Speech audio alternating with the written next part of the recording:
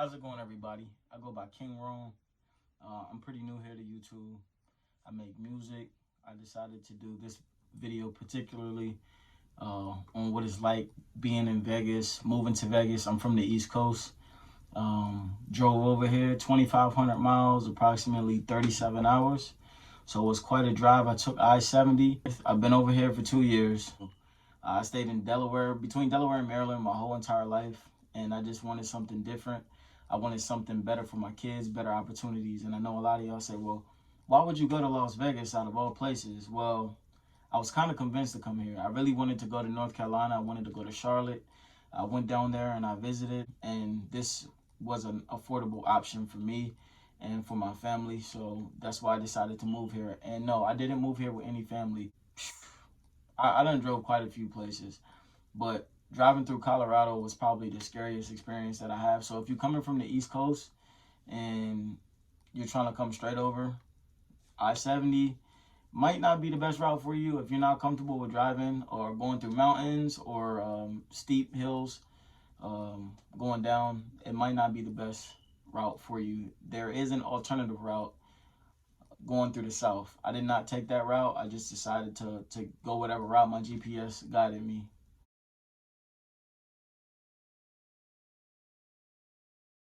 Came with just under $1,000. That sounds funny, but I was so motivated to try something new. Yeah, probably about 300 in gas.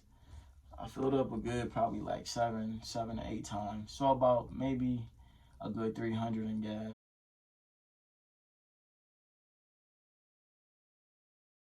So I encourage you, if you know somebody from this area or anywhere you go at, if you want to relocate, it's always a good look if you're able to get somebody that's honest and that's willing to help you and that's not going to try to stab you in your back or talk about you or, you know, do something or say something negative about you after they try to help you. That's fine. I encourage you to go that route.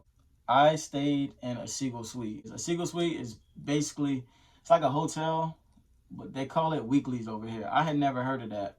And I was paying probably like 220, but the deposit varies. And yeah, I was paying about 220.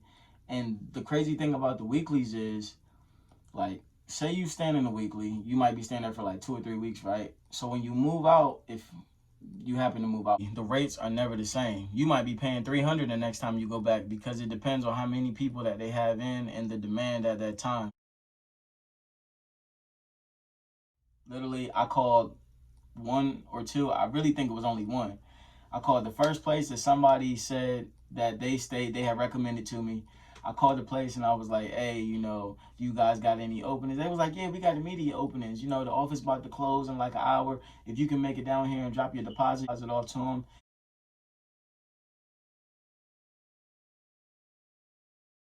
Daycare. Daycare is a huge one. If you're coming over here, the daycare situation is called Urban League. If you move over here with no family, you over here by yourself, the place that you're going to want to go is to the Urban League office. They helped me out. They know that I was a single dad at that time.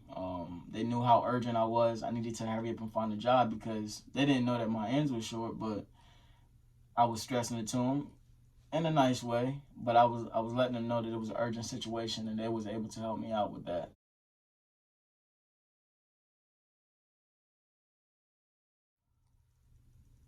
A job.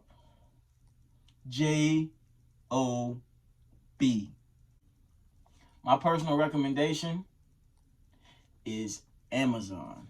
Yes, I said Amazon. Some people think of that as a slave spot, but the wage is decent. I think they start from like 15 or something over here. They got pay time off. You can take a leave anytime you want. I think you got to give them a 24-hour notice or something like that. A lot of people sleep on security. It's so many security jobs over here. You can do dispensaries. You can be a flex officer. It's always hard to find days, especially when you start out. Allied, Universal, G4S, and Securitize. But yeah, I mean, if you want to move to Las Vegas, it's not expensive to stay here. Um, it's the freaks come out at night here. It's wild here.